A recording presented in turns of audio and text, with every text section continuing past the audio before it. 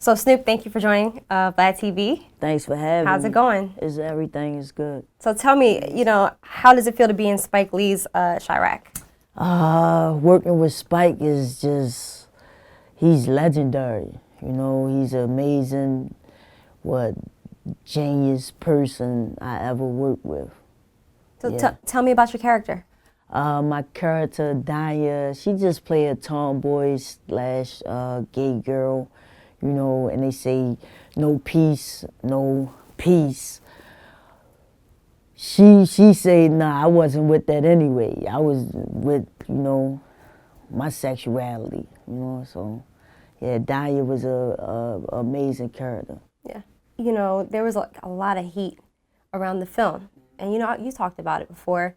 We did an interview with Lil Bibby, and he said, I don't want to bash Spike Lee because I understand he's a legend in the movie business, and it's always good to see a black person that like made it to that level. So I don't want to bash him like that, but I think he should have did it as a documentary and made people want to actually cry, because it's kind of sad, man, how the kids think in Chicago, man. It's very sad. What are your thoughts about like Chicago rappers, disapproving how the film was conveyed? I get that drift, but the movie itself is based on a Greek play, and it's a book, and Spike just turned that book into a reality. And I don't think he was trying to make humor out of it, but it's a movie. You gotta keep your interest, and Chicago, I love Chicago. And they gave him a lot of heat about that because it was named Chiraq. They thought it was gonna be a gangster, shoot 'em up, bang, bang type of thing, but nah, you gotta think about it. Who's the director, who's the producer, who's everything is Spike Lee. You gotta think about what projects has he done. Do the right thing, get on the bus, things like that. He's not known for gangster films. So I think he named it Chiraq so it could get some attention, because there's a lot of things that just sadden in Chicago. Children getting killed, just people getting killed, period, every day, multiple people at a time. And that's where Chicago just mad at him, because it's no fun and games out here. People is really getting killed. I understand that, but it's based on a Greek play. So, you said that you've been traveling to Chicago, you have family in Chicago. You've been going there since you were 5 years old. Have you personally been involved in, gang violence? You had a family member or something like that involved in Chicago gang violence? A few people that I know, I'm not in a gang, but a few people that I know, just out there, a couple family members or whatever, yeah, been killed to this violence, this street violence, and, it's sad, it's sad. Have you been involved in activists trying to? Yes, I have. I have been with B-Nut and Kirk. That's Father Mike. Mike is what's his name? Father Mike Flandon, if I'm saying it right. Forgive me, Father, if I'm not correctly saying your last name right. But anyway, yeah, I go. If I'm in Chicago, yeah, I come out to his marches, all types of stuff. I'm always out. I'm always giving back. It don't matter which city I'm in. It could be my hometown, Baltimore. It could be Detroit, wherever I'm at. And if I'm there, they call upon me, or they ain't even gotta call upon me. If they have like a march or stop the violence march or anything like that, yeah, I'm coming out. Yeah, yeah. So this is your second film with Spike. Yes. Okay, and you've played a tomboyish character in most of your roles, right? Not most of my roles. Except for one. Yeah. You wanna talk about playing a prostitute in The Sweet Blood of Jesus? Lucky Maze, The Sweet Blood of Jesus. I play a character named Lucky. She's a prostitute. And man, I hated it. What was the worst part about playing that? Man, just being a female, like just being a prostitute, period. Like I really had to get prepared for this role, like mentally, physically. Like I can't, another, I was ready to say another man touching me, you know what I'm saying? Like I'm a man, but you know, nah. But it's just awkward. It's very awkward. It's not, that's acting. Best believe it. How did you prepare for the role? What I had asked Wesley Snipes, you know, how did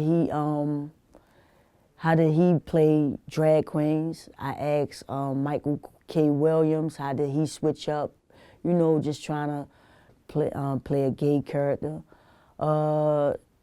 I studied I studied a lot of females, my close friends or whatever, how to walk. I talk about that in a documentary. It's called Same Difference. I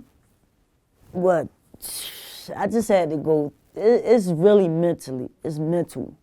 I just had to get it right. It was very challenging. You just said that you know, you're a man, and you No, asked. I didn't say I was a man. I said I was saying it. I was Like ready you feel like that, right? Yeah.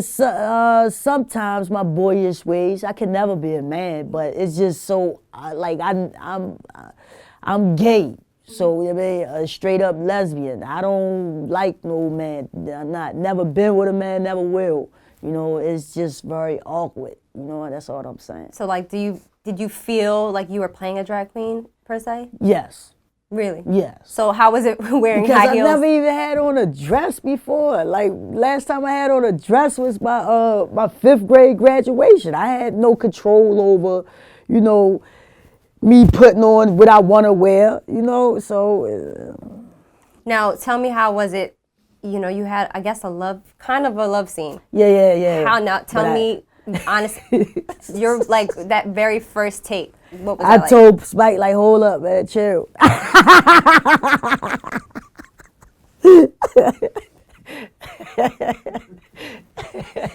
Like, chill, man, chill.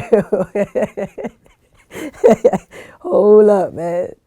And then you got this. I mean, shout out to my castmate, but man, he ugly. You know what I'm saying? Like, oh man, it was just awkward. Period. Not saying if he was handsome, it'd be making no difference. But I'm looking. They say beauty of the beast. I was like, it was just, I don't know. I just told Spike on the first take, like, hold up, like, chill out. Hold up, let me get myself together. Let me get my thoughts together. I don't know if I can do this. So how many takes did you have to take? 4.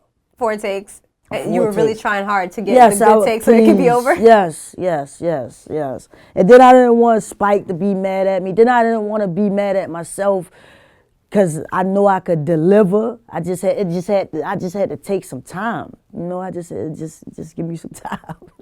You also auditioned for Lil Kim's role in Notorious. Yeah, that was a long time ago, yes. So tell me, like, you know, you basically... I knew I wasn't going to get no Lil Kim role. You know, I knew I just wanted to get in there and see the producers and writers, the director, whoever was in the room, just get familiar with my face because I had just done The Wire and then I'm going on different auditions or whatever. Just get familiar with me. I'm out here trying. That was way before, like, I'm going to say I really put my heart and soul in it. Like somebody was trying, I just went on an audition, like, or I'm just reading for Lil Kim. I knew I couldn't get it. You know, I knew I wasn't going to get it. That part right there, I don't think at that moment, wasn't no Lil Kim coming up out me at all. I don't even think I could have switched my voice to Lil Kim.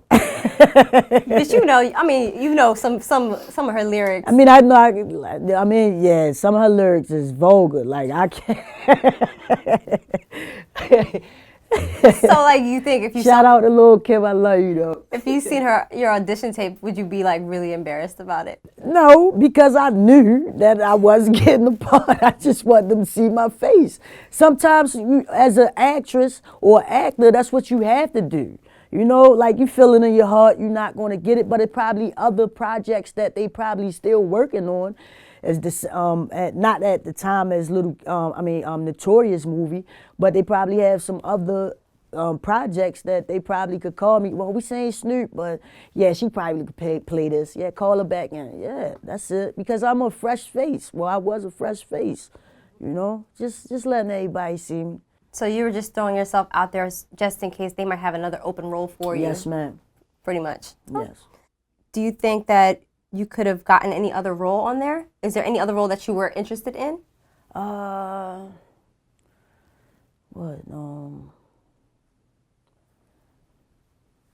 I really, they did a wonderful job on that. You know, I don't know. I have no idea. So you said that you were you wanted to kind of stray away from like playing like pretty much gangster roles. Exactly. I don't want to be typecast. Yeah. Yeah, I don't want to be typecast. So, you know, this is a job. This is my job. This is, you know, if they want me to go in there and, you know, I know I'm not the best female, but, you know, if they want me to go in there and put these heels on and do this, do that, you know, yeah, I put on a skirt. It's nothing but acting. My brother, Michael K. Williams, told me, he was like, if you want to make it in this industry, you have to switch it up, because you just want to be typecast. What, you just playing all gangster movies? Nah, like expand your acting roles, you know. And that's what I did. Well, that's what I'm doing.